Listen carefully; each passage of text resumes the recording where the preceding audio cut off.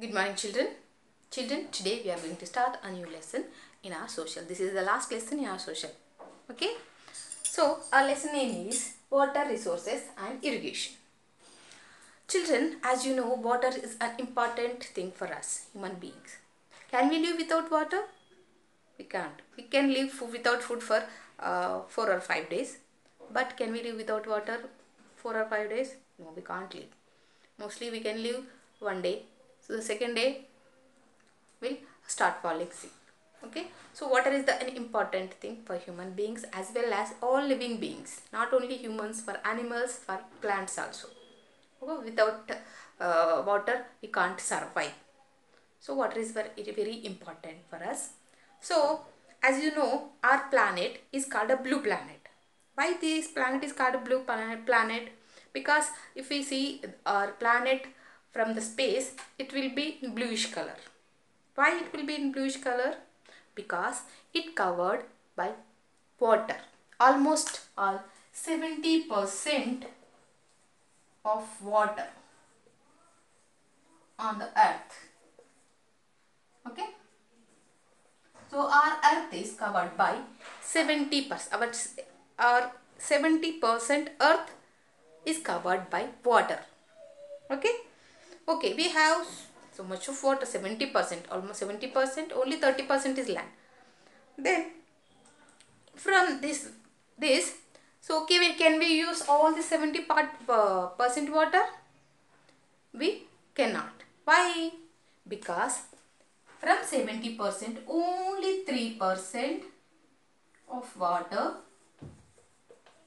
can be used, because remaining all 67% of water is useless. We can't use because it's a salt water, the ocean's water. So we can't even use for drinking, and we can't use for irrigation, that is growing crops. So it is waste. In the face, only 3% of water we can use. Okay, for our survival. So water has many uses. We will use water for drinking, bathing, cooking, washing clothes, and growing crops. So many uses we are having from water, right? So we can adjust only with this 3%. From in this 3% also, 2% of water in the form of ice caps. Ice caps. Arctic Antarctic region is full of covered with ice caps. So 2% of fresh water, useful water, is in the form of ice caps in Arctic and Antarctic regions, polar regions. Okay. So how much we left with? Only 3% is useful. In the 3%, 2% is in the form of ice caps, whereas only 1% of water we are using now. Okay. So this is the picture of water. Out of 70%, we have only 1% of water to use.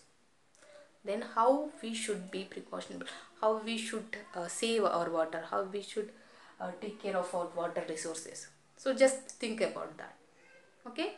Yes, only 1% is water is available for our usage, total usage. For drinking, for growing crops, so many things, for some factories, so many things. So we are having only 1% of water. Okay. So we can even get fresh water from where we can get this fresh water. So here, resources. What are the resources of fresh waters? Resources of fresh water: rivers, main rivers, lakes, tanks, wells, okay, canals, multi-purpose dams. So these are the main sources of fresh water.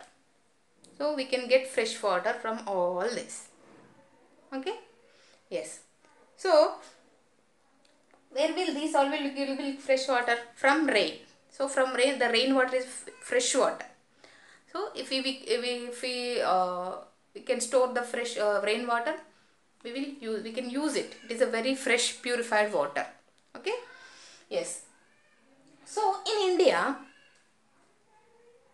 crops are not in India, everywhere crops needs what? To grow, water. Crops needs water. But where is in India? The monsoons. So the rainy season we have mostly 4 months, right? So if the monsoons comes on the date and it will so it will rains, it is okay. But whereas in India, monsoons are not dependable. We can't depend on the monsoons because no, sometimes it will come late, sometimes it will come early, sometimes the about rainfall is very less. So we can't depend on the monsoons for growing crops. So when we will get when we will have heavy rains, we will have floods. The crops will be washed away with that floods. If we will get very little rainfall, then we will face with drought. So drought means no supply of water for the sufficient supply of water for the food crops. Though the food crops will not be grow. So in India, the monsoons are not dependable. That's way. So what we have to do? We choose one way, that is called irrigation. Irrigation means what? Irrigation. When the monsoons are not dependable, we adopt another way, that is called irrigation. Irrigation means storing water when rain falls and then using the water, the stored water through ways like canals, pipes. So irrigation means building dams on the rivers and storing water in the reservoirs. Whenever we want water, we can use the water from the dams. That is called irrigation. Artificial supply of water called irrigation to growing crops or to any other purposes like drinking, washing. So getting water through artificial purpose.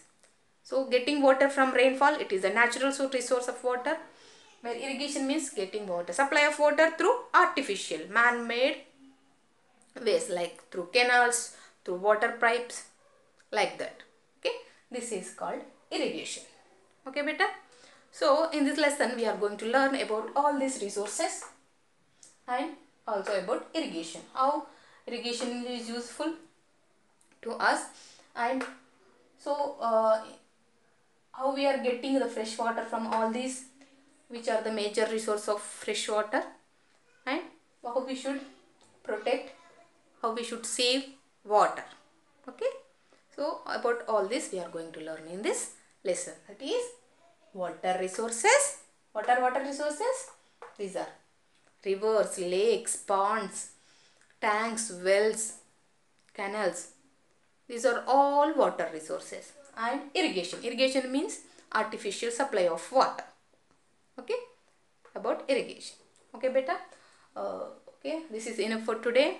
Now today we had an introduction, and we will continue our lesson with the resources of fresh water.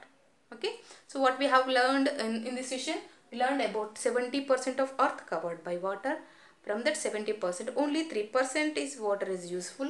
From that 3% also only 1% we can use, because the remaining 2% is in the form of polar ice caps. Okay, only 1% of water is ready to use. And so these are some of the resources where we will get the fresh water from, and irrigation. So this is the natural resources, and this is the artificial supply of water. Okay, yes. So this is enough for today, and we will continue our session with these resources of water tomorrow. Okay, till then have a nice day. Bye bye.